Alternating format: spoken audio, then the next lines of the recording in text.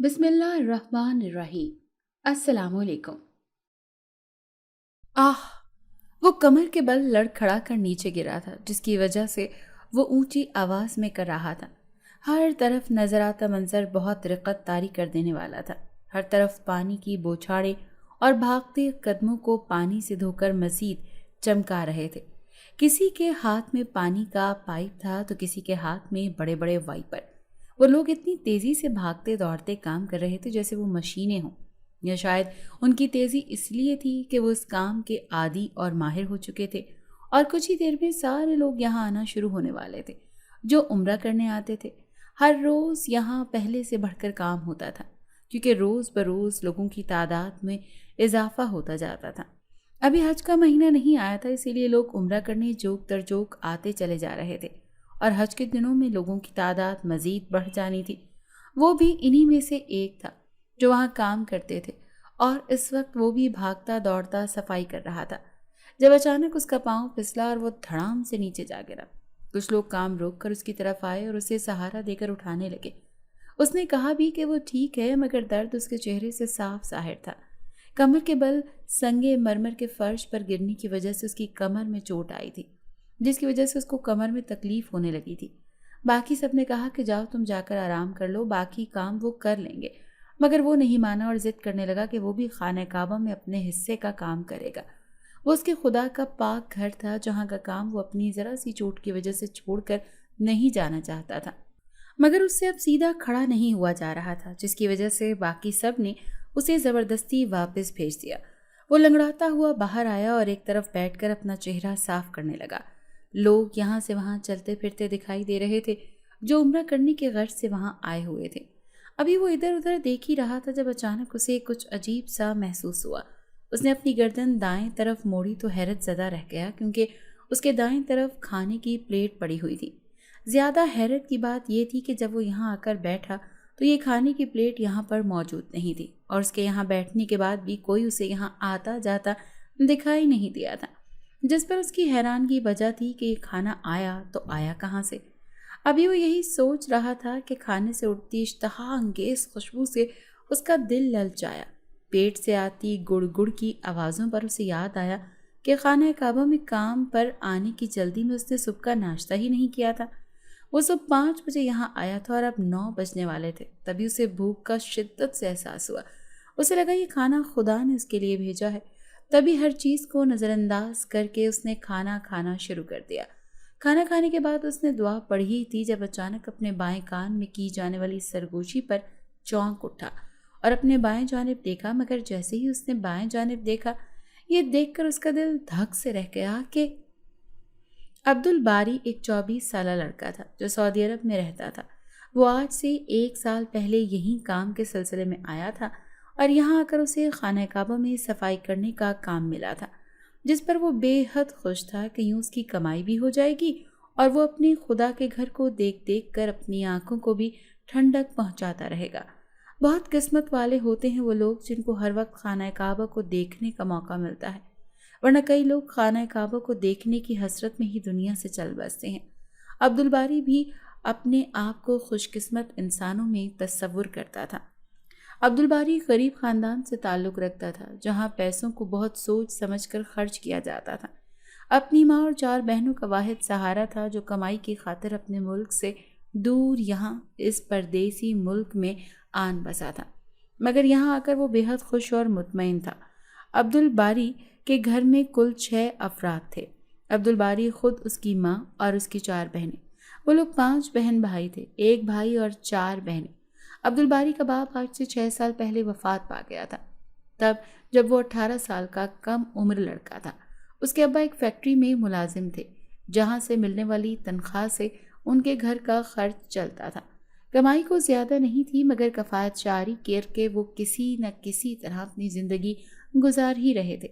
उसके अब्बा कोशिश करते थे कि ज़्यादा काम कर सकें जिससे ज़्यादा तनख्वाह मिल सके। कम तनख्वाह, 5 बच्चों को पालना और घर का खर्चा चलाना एक मुश्किल अमर था जिसमें उसके बाप को मुश्किल पेश आती थी, मगर वो सब्र शुक्र करके अपनी ख्वाहिशों को मार कर जीते चले जा रहे थे। लेकिन इस ज़िंदगी का खात्मा एक सड़क के हादसे में हो गया और वो अपने खालिक हकीकी से जा मिले। तब घर का खर्चा चलाने की सारी जिम्मेदारी अब्दुल बारी के कांधों पर आ गई। मैट्रिक के बाद ही उसने काम शुरू कर दिया था, लेकिन फिर अब्बा के मरने के बाद वो उनकी जगह इस फैक्ट्री में काम करने लगा, लेकिन वहाँ से होने वाली आमदन ना होने के बराबर थी। उसने जब तनख्वाह बढ़ाने की बात की, कम से कम इतनी जितनी कि उसके अब्बा लेते थे, मगर फैक्ट्री के मालिक ने ये कहकर उसकी तनख्वाह बढ़ाने से इनकार कर दिया था कि उसके बाप को काम करने का तजुर्बा था, जबकि वो इस काम में नया है। फैक्ट्री के मालिक की बात सुनकर वो चुप रह गया था और मजबूरी में वहीं काम करने लगा कि कहीं और इतनी जल्दी काम मिल भी नहीं रहा था। अगर वो ये काम भी छोड़ देता तो उनके घर में फाके होने लगते। अब्दुल बारी की माँ एक घरेलू खातून थी जो बिल्कुल अनपढ़ थी। पहले वो सारा दिन घर के कामों में मसरूफ़, बच्चों को संभालने में मशगूल रहती, और जब वो बड़े हो गए तो अब उसकी बेटियां उसे आराम करवाती, खुद सारे काम कर लेती थी। अब्दुल बारी से बड़ी एक बहन थी जिसकी मंगनी हो चुकी थी, जबकि बाकी तीनों बहनें अब्दुल बारी से छोटी थीं और सरकारी स्कूल और कॉलेजेस में पढ़ती थीं। 18 साल की उम्र में उसने फैक्ट्री में काम करना शुरू कर दिया था, जिसके साथ साथ वो शाम के वक्त एक होटल में भी काम करने लगा था। सारी तनख्वाह बुलाकर अपनी माँ के हाथ में रख देता, जिससे वो घर का खर्चा भी चलाती और कुछ पैसे बचा भी लेती, क्योंकि उसका इरादा अब्दुल बारी को बैरून मुल्क भेजने का था। अब्दुल बारी 23 साल का हुआ तो उनके पास काफ़ी पैसे जमा हो चुके थे, जिसके बाद अब्दुल बारी ने एजेंट से रब्ता किया, अपना वीज़ा और पासपोर्ट बनाया और कुछ रिश्तेदारों से उधार पैसे लेकर बैरून मुल्क रवाना हो गया ताकि ज़्यादा पैसे कमा सके। उन दिनों उसकी बहन के ससुराल वाले शादी पर जोर देने लगे थे और उसकी शादी के लिए अभी जहेज़ नहीं बना था। तभी उसकी माँ ने कुछ वक्त और मांग लिया, जिस पर वो चारों नाचार हामी भरकर रह गए थे। वो जब सऊदी अरब आया तो उसे यही लगा था कि उसे किसी दुकान या फैक्ट्री में काम मिलेगा, मगर जब उसे इल्म हुआ कि उसे खाना काबा में काम मिला है तो वो बेसाख्ता खुशी से रोने लगा था। उसे अपनी खुशकिस्मती पर यकीन नहीं आता था कि अब वो हर वक्त खाना काबा को देख सकेगा। यानी यही बात जब उसने फ़ोन पर अपनी माँ और बहनों को बताई तो वो भी बेहद खुश हुई और उसे बेसाख्ता मुबारकबाद दी, जिसे उसने खुशी से वसूल किया। यहाँ आकर उसकी तनख्वाह काफ़ी मुनासिब लगी थी, जिससे वो मुतमईन हो गया था। वो दिल लगाकर वहाँ काम करने लगा था। हर रोज़ रात को वो फ़ोन पर अपनी माँ और बहनों से बात करता और उनका हाल अहवाल पूछता। वो ज़माने से डरता था, घर में एक वही मर्द था और वो भी इतनी दूर चला आया था। ऐसे में उसे अपनी माँ और बहनों की फ़िक्र होती थी, मगर वो बेबस था कि उनके पास जा भी नहीं सकता था। तभी वो उनको खुदा की आमान में देकर मुतमईन हो जाता था। पहले 3 महीने की तनख्वाह से उसने वो सारा कर्जा उतारा था जो उसने बैरून मुल्क आने के लिए लिया था। कर्जा चुकाने के बाद उसने अपनी माँ को बड़ी बहन का जहेज़ बनाने का कह दिया था और यूँ 1 साल में न सिर्फ उसकी बड़ी बल्कि छोटी बहन की भी अच्छे घराने में शादी हो चुकी थी। अब उस पर अपनी और 2 बहनों की जिम्मेदारियां थी जिन्हें वो अच्छी तरह निभाना चाहता था। एक वही तो उनका सहारा था। उस 1 साल में उसके घर वालों की ज़िंदगी बेहद सहल हो गई थी। 1 साल खाना काबा में काम करते और यहाँ बैरून मुल्क में रहते कब गुजरा उसे पता भी नहीं चला था। वो यहाँ बाकी सबके साथ मिलकर काम करता था और इस 1 साल के अरसे में उसके काफ़ी दोस्त बन चुके थे जो खाना काबा में ही काम करते थे। मगर उसका सबसे अच्छा दोस्त मुदस्सिर था, जिसके घर वालों उसके बारे में सब कुछ जानता था और वो खुद भी मुदस्सिर के बारे में अच्छे से जानता था। वो एक ही घर में रहते और एक दूसरे के दुख सुख के साथ ही थे। अब्दुल बारी पहले जब अपने मुल्क में रहता था तो नमाज की इतनी पाबंदी नहीं करता था, ना ही बाकायदगी से नमाज पढ़ता था, मगर जब से यहाँ बैरून मुल्क आने के बाद उसने नमाज बाकायदगी से अदा करनी शुरू कर दी थी, जिसकी वजह से उसकी कमाई में भी बरकत हो रही थी और वो खुद भी दिली सुकून महसूस करता और बेहद खुश और मुतमईन रहता था। ज़िंदगी यूं ही गुजरती चली जा रही थी। उसे अपनी बहनों और माँ की याद आती थी, मगर वो 2 साल से पहले अपने मुल्क वापस नहीं जा सकता था, क्योंकि उसके वीज़े पर 2 साल की मुद्दत का काम लिखा हुआ था, जिसके बीच वो 1-2 छुट्टी तो कर सकता था, मगर 1-2 महीना नहीं। यही वजह थी कि वो मजबूर था और घर नहीं जा सकता था। तभी फ़ोन पर माँ और बहनों से बात करके दिल बहला लेता था। आज भी वो हमेशा की तरह सुबह सवेरे उठकर काम पर चला आया था। कहीं उसे जाने में देर न हो जाए, तभी उसने सुबह का नाश्ता भी नहीं किया था। मुदस्सिर आज काम पर नहीं जा रहा था क्योंकि उसे कल से शदीद बुखार था, जिसकी वजह से उस पर कमज़ोरी का गलबा था। अब्दुल बारी उसे अपने ध्यान रखने की हिदायत करता खाना काबा में आ गया और हर तरफ देखता हुआ बाकी सबके साथ मिलकर काम करने लगा था। सबके अमल में तेज़ी थी کیونکہ وہ سب جانتے تھے کہ کچھ ہی دیر میں عمرہ کرنے والے زائرین نے آنا شروع ہو جانا تھا۔ خانہ کعبہ کی صفائی کرنا ایک الگ ہی لطف دیتا تھا، جس سے نہ صرف دل و دماغ کو سکون ملتا بلکہ طبیعت بھی سرشار سی ہو جاتی تھی۔ سب کے ساتھ مل کر وہ اس سکون کو محسوس کرتا پھرتی سے کام کر رہا تھا جب اچانک ہی وہ کمر کے بل نیچے گرا تھا۔ ایک زوردار کرراہ اس کے حلق سے بلند ہوئی تھی، سب کو اس کی طرف متوجہ کر گئی اور کئی لوگ کام چھوڑ کر اس کی مدد کو بھاگے اور اسے سہارا دے کر کھڑا کیا۔ اس کی کمر میں شدید چوٹ آئی تھی جہاں اب اسے درد ہو رہا تھا۔ باقی سب نے اسے واپس جا کر آرام کرنے کا کہا، لیکن وہ خانہ کعبہ میں رہ کر کام کرنا چاہتا تھا اور یہاں سے جانا نہیں چاہتا تھا کہ یہاں اسے ہر جگہ سے زیادہ سکون ملتا تھا۔ مگر اب باقی سب نے اسے سمجھا بجھا کر بھیج دیا تھا کہ بالکل ٹھیک ہو کر کام کرو گے تو کام کرنے میں بھی لطف آئے گا۔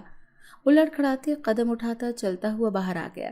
اس وقت وہ نیلے رنگ کی شرٹ اور نیلے ہی ٹراؤزر میں ملبوس تھا۔ خانہ کعبہ میں کام کرنے والوں کا یہی یونیفارم مخصوص تھا۔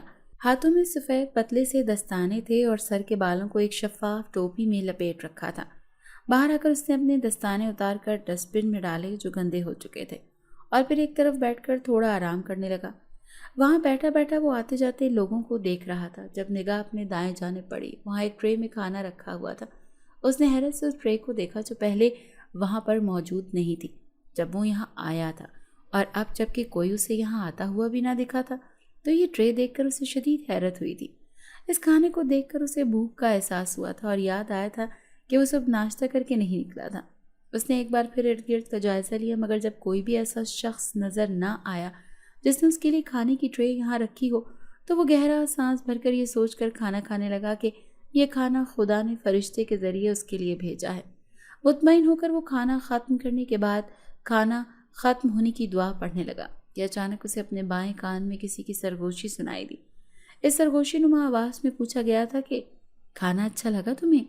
وہ حیرت اور بے یقینی سے اگلے ہی پل ایک سیکنڈ سے بھی پہلے بائیں اور دائیں جانب پلٹا تھا، مگر جیسے اس نے بائیں جانب دیکھا تو یہ دیکھ کر اس کا دل دھک سے رہ گیا کہ اس کے بائیں جانب کوئی بھی نہیں تھا۔ اتنی جلدی کوئی غائب نہیں ہو سکتا تھا۔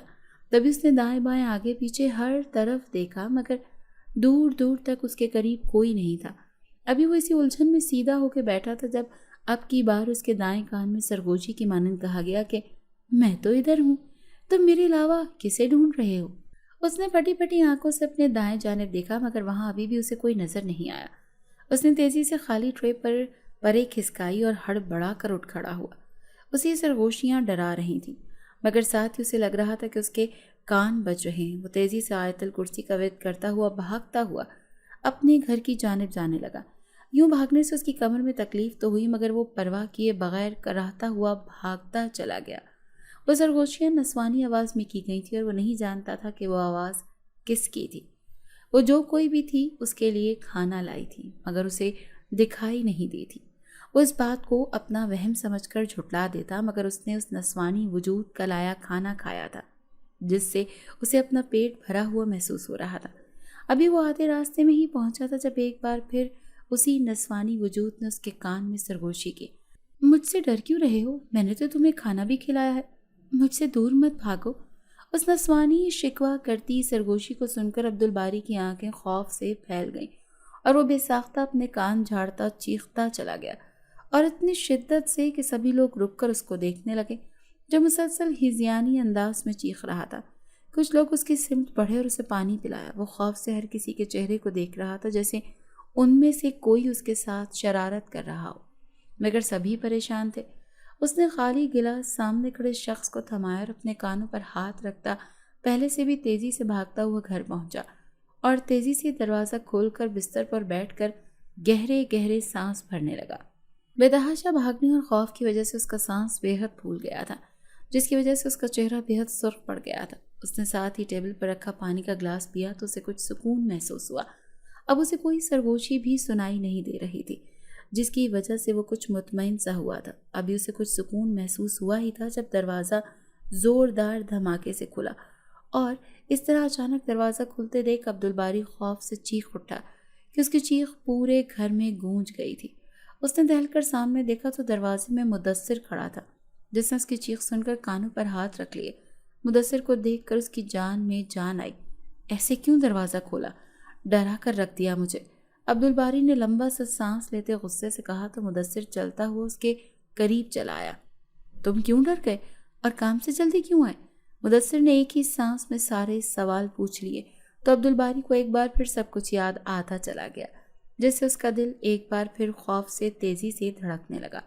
اس نے کچھ بھی چھپائے بغیر مدثر کو ساری بات بتا دی، جسے سن کر مدثر ایک پل کو چپ کر کے رہ گیا، مگر پھر بولا کہ شاید تمہیں وہم ہوا ہو اور حقیقت میں ایسا کچھ بھی نہ ہو سکتا ہے تمہیں اکیلے ہونے کی وجہ سے کسی لڑکی کی آواز کا گمان ہوا ہو۔ مدثر نے پرسوچ انداز میں کہا، کاش یہ گمان ہی ہوتا، حقیقت نہیں۔ عبدالباری بے حد پریشان نظر آ رہا تھا۔ مدثر کی نظریں عبدالباری پر ٹکی ہوئی تھیں، جس کی گوری رنگت اور سانس پھولنے کی وجہ سے سرخ پڑی ہوئی تھی۔ وہ کافی خوبصورت اور وجیح لڑکا تھا۔ کہیں کوئی چڑیل تو تم پر عاشق نہیں ہو گئی؟ مدثر نے ہلکے پھلکے لہجے میں کہتے ہوئے اس کا دھیان بٹانا چاہا۔ خانہ کعبہ میں ایسی چیزیں نہیں آ سکتی، عبدالباری نے جتاتے ہوئے لہجے میں کہا اور بستر پر لیٹ گیا۔ اچھا تو تم آرام کرو، شاید اس سے تم بہتر محسوس کرو۔ مدثر اتنا کہہ کر کمرے کے دروازے بند کر کے چلا گیا تو وہ بھی آنکھیں بند کر کے سونے کی کوشش کرنے لگا۔ مدثر اور وہ دونوں اسی گھر میں رہتے تھے جو چھوٹا سا تھا۔ اس گھر میں 2 کمرے، ایک کچن اور ایک باتھ روم تھا۔ گھر میں صحن نہیں تھا بلکہ سارا گھر بند تھا اور 2 کمروں کے آگے بالکل چھوٹا سا ہال تھا جہاں 4 کرسیاں اور ایک ٹیبل پڑا ہوا تھا۔ وہ جب سے یہاں آیا تھا مدثر کے ساتھ یہیں پر رہ رہا تھا۔ اس سے پہلے مدثر کے ساتھ ایک دوسرا لڑکا رہتا تھا جو کسی اور گھر میں منتقل ہو گیا اور اس کی جگہ یہاں عبدالباری آ گیا۔ کافی دیر سوئے رہنے کے بعد اس کی آنکھ شام کو کھلی تھی۔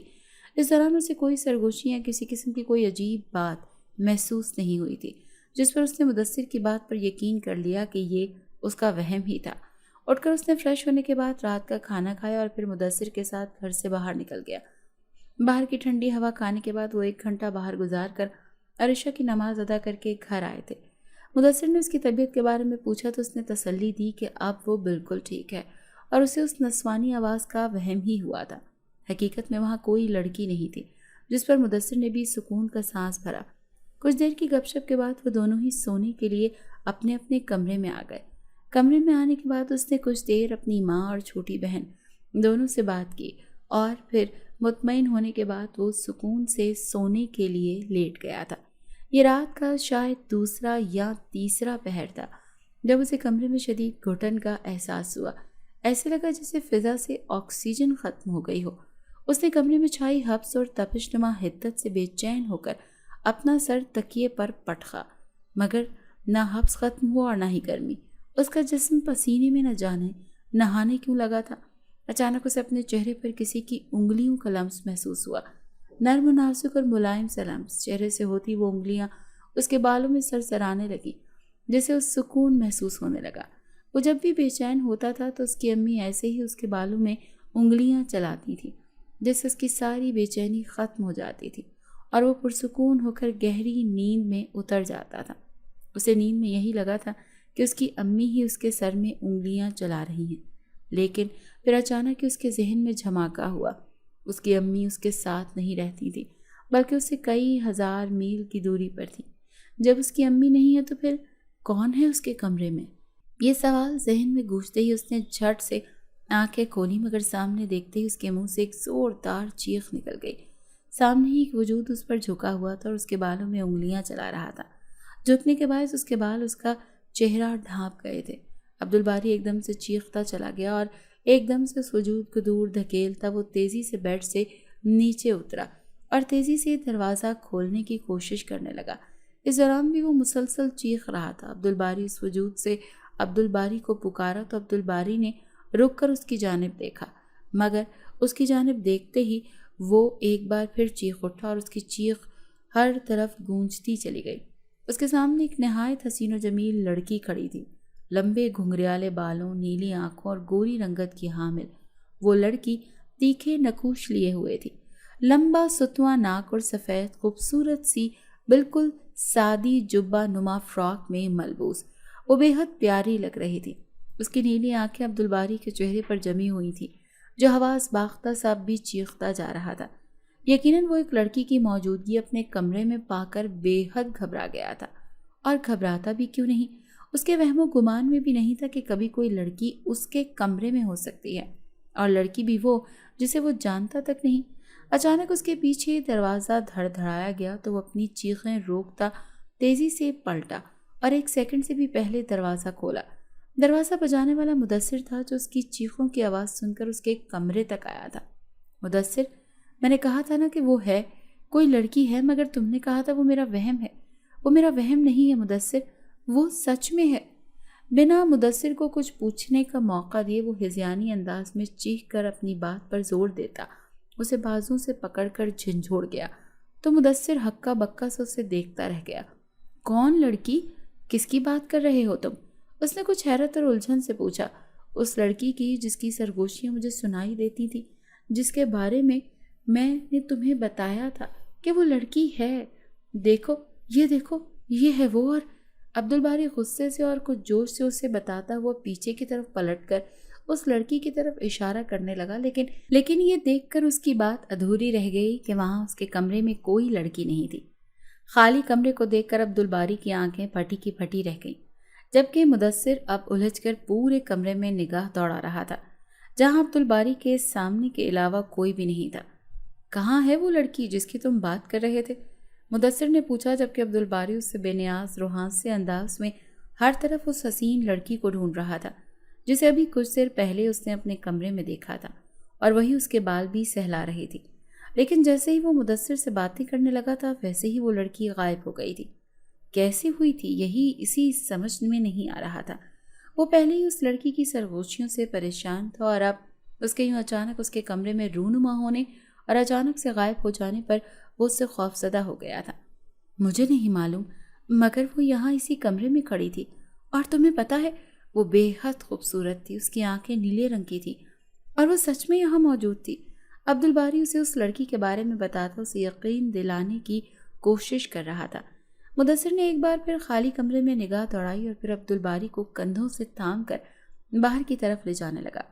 उसके बाहर जाते ही वो लड़की एक बार फिर रूनुमा होकर उस कमरे के वस्त में खड़ी हो चुकी थी। मुदस्सिर उसे अपने कमरे में ले आया था। उसने अब्दुल बारी को पलंग पर बिठाकर ठंडा पानी पिलाया। आज तुम मेरे साथ ही सो जा। इन सरगोशियों के बारे में सोच सोच कर तुम्हें अब वो लड़की हकीकत में नज़र भी आने लगी है, जबकि वो सिर्फ तुम्हारा गुमान है और कुछ नहीं। तुमने उस नस्वानी आवाज़ को अपने सर पर सवार कर लिया है, इसीलिए तुम्हें ख्वाब में भी कोई लड़की दिखाई दे रही है। जो तुमने देखा वो ख्वाब ही था, इसलिए उसे ख्वाब ही समझो और सुकून से सो जाओ। सो तक तुम बेहतर महसूस करोगे। मुदस्सिर ने उसे बिस्तर पर लटाकर समझाने वाले अंदाज में कहा। मगर वो ख्वाब नहीं था, वो सच में मेरे कमरे में मौजूद थी। मैं बेवकूफ़ थोड़ी हूँ जो मुझे पता न चले कि क्या हकीकत है और क्या ख्वाब। अब्दुल बारी उसकी एक ही गर्दान सुनकर भड़क कर बोला।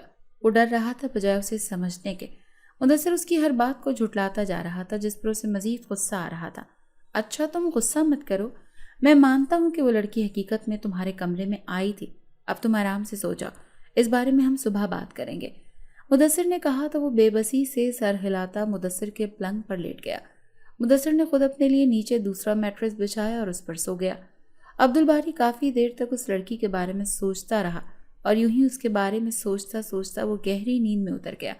बाकी की रात उसकी सुकून से गुजरी थी। वो लड़की उसको फिर रात भर नजर नहीं आई थी, न ही उसे किसी किस्म की सरगोशी सुनाई दी थी, जिसकी वजह से वो पुरसुकून होकर सो गया। अगले दिन वो जब जागा तो मुदस्सिर कमरे में नहीं था। वो ताज़ा दम होकर बाहर आया और कमरे से बाहर का रुख किया, मगर मुदस्सिर कहीं नहीं था। वो कुछ सोचता हुआ किचन में आया तो उसे छोटी सी फ्रिज के दरवाजे पर एक चिट लगी नजर आई। उसने जाकर वो चिट उतार कर पढ़ी तो उस पर लिखा हुआ था कि मैं काम पर जा रहा हूँ, वहाँ तुम्हारी तबीयत खराबी का बता दूंगा, इसीलिए तुम आज छुट्टी करके अपने घर पर ही आराम करो, इससे तुम्हारी तबीयत पर और अच्छा असर पड़ेगा। इस नोट के आखिर में मुदस्सिर का नाम लिखा हुआ था। मुदस्सिर की फिक्र पर वो गहरा मुस्कुराया और उस चिट को एक कैबिनेट के दराज में डालकर वो पीछे मुड़ा, मगर पीछे मुड़ते ही वो बेसाख्ता चीख उठा और उछलकर एकदम पीछे स्लेब से जा टकराया। उसकी कमर तो कल से जख्मी थी, अब फिर से स्लेब से कमर टकराने पर दर्द की एक शदीद लहर उसके पूरे वजूद में उठी थी। मगर इस तकलीफ पर सामने खड़ी लड़की का खौफ भारी पड़ गया था। उसके सामने वही नीली आंखों और घुंघराले बालों वाली लड़की खड़ी थी जिसने 2 दिन में उसकी ज़िंदगी अजीरन कर दी थी। उसने अपने दर्द को जब्त करते तेज़ी से उसे नज़रअंदाज करके वहाँ से जाना चाहा। जब उसे लगा वो मफलूज सा हो गया है, क्योंकि वो अपनी जगह से हिल भी नहीं पा रहा था, उसने सामने खड़ी लड़की को देखा जिसकी نیلی آنکھیں پراسرار انداز میں چمک رہی تھی۔ کون ہو تم؟ عبدالباری نے خوف سے سہم کر پوچھا تو وہ مسکرائی اور پھر چٹکی بجائی تو عبدالباری کے قدم خود بخود حرکت کرتے اس کے پیچھے چلنے لگے۔ عبدالباری کو ایسا لگ رہا تھا جیسے کوئی طاقت اسے اس لڑکی کے پیچھے چلنے پر مجبور کر رہی ہو۔ وہ اب کرسی پر بیٹھی ہوئی تھی اور عبدالباری بھی اپنے قابو سے باہر چلتا ہوا جا کر اس کے سامنے رکھی کرسی پر بیٹھ گیا تھا۔ تم مجھ سے ڈرتے کیوں ہو؟ اس لڑکی نے پوچھا تو عبدالباری کی آنکھوں میں یکایک غصہ چمکا۔ میں تمہیں جانتا تک نہیں ہوں اور تم میرا پیچھا کرتی ہو، میرے کانوں میں سرگوشیاں کر کے مجھے خوفزدہ کرتی ہو، خود ہی میرے کمرے میں آتی اور اچانک سے غائب ہو کر مجھے جھوٹا ثابت کرتی ہو۔ پھر میں تم سے خوفزدہ کیوں نہ ہوں؟ عام انسان اچانک سے غائب نہیں ہو سکتے لیکن تم ہو جاتی ہو۔ عبدالباری غصے سے اس کے حسین چہرے کو دیکھتے ہوئے بولا تو وہ کھل کھلا کر ہنسی۔ میں غائب ہو جاتی ہوں کیونکہ میں سچ میں عام انسان نہیں ہوں، میں ایک جن زادی ہوں۔ اس لڑکی نے آرام اور سکون سے کہا، مگر اس کی بات سن کر عبدالباری کی آنکھیں پھٹی کی پھٹی رہ گئی اور دل جیسے خوف سے دھڑکنا بھول گیا۔ اس نے تیزی سے اٹھ کر وہاں سے بھاگنا چاہا مگر وہ اپنی جگہ پر جم سا گیا تھا۔ تمہیں یہاں سے بھاگنے کی ضرورت نہیں ہے کیونکہ میں تمہیں کسی قسم کا نقصان نہیں پہنچاؤں گی، اس جنزادی نے کہا تو اس نے بے ساختہ اپنے جسم کو ڈھیلا چھوڑ دیا۔ لیکن تم میرے پیچھے کیوں پڑی ہو؟ عبدالباری نے پوچھا۔ کیونکہ مجھے تم سے محبت ہو گئی ہے اور میں تم سے دور نہیں رہ سکتی، اس جنزادی نے صاف گوئی سے کہا تو عبدالباری خوف سے اسے دیکھتا رہ گیا۔ مجھ سے محبت؟ عبدالباری نے بے یقینی سے پوچھا تو وہ سر ہلا گئی۔ وہ بے حد خوبصورت تھی، کوئی بھی اس کی محبت میں ڈوب سکتا تھا مگر عبدالباری نہیں۔ یہ جاننے کے بعد تو بالکل نہیں کہ وہ ایک جنزادی تھی۔ کچھ دیر ان کے درمیان خاموشی چھائی رہی اور اس کے بعد وہ جنزادی بولی کہ میں ہر وقت خانہ کعبہ میں ہی رہتی ہوں، میرا گھر یہاں سے کچھ دوری پر ہے، میں کبھی کسی کو نقصان نہیں پہنچاتی، تمہیں بھی نہیں پہنچاؤں گی، تم مجھ سے ڈرو مت۔ اس جنزادی نے کہا تو وہ کئی لمحے تک کچھ بول نہ سکا۔ وہ جنزادی اسے چپ دیکھ کر اس کے بارے میں اسے بتانے لگی کہ اس کا باپ مر چکا ہے اور وہ اپنے گھر میں اپنی ماں کے ساتھ رہتی ہے، لیکن اس کا چچا اور اس کے چچا کا بیٹا آج کل ان دونوں ماں بیٹی کو بے حد تنگ کرتے ہیں، جس کی وجہ سے وہ کم ہی گھر جاتی ہے اور یہیں پر رہتی ہے۔ تبھی ایک دن اس کی نظر عبدالباری پر پڑی جو اپنے کام میں بے حد مگن تھا کہ اسے ارد گرد کا بھی کچھ ہوش نہیں تھا، اس کے آس پاس کیا ہو رہا ہے۔ وہ ایک نیک جنزادی تھی اور اسے عبدالباری کی یہ لگن بے حد پسند آئی تھی اور وہ اس پر عاشق ہو گئی تھی۔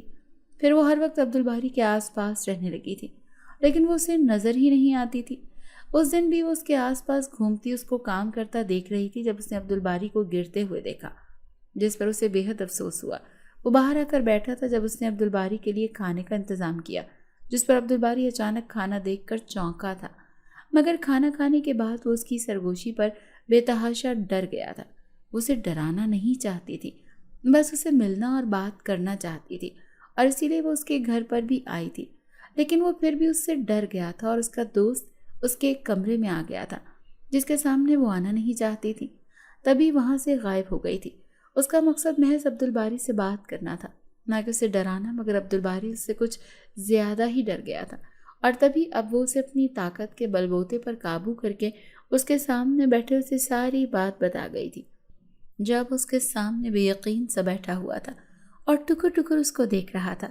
اب تم مجھ سے کیا چاہتی ہو؟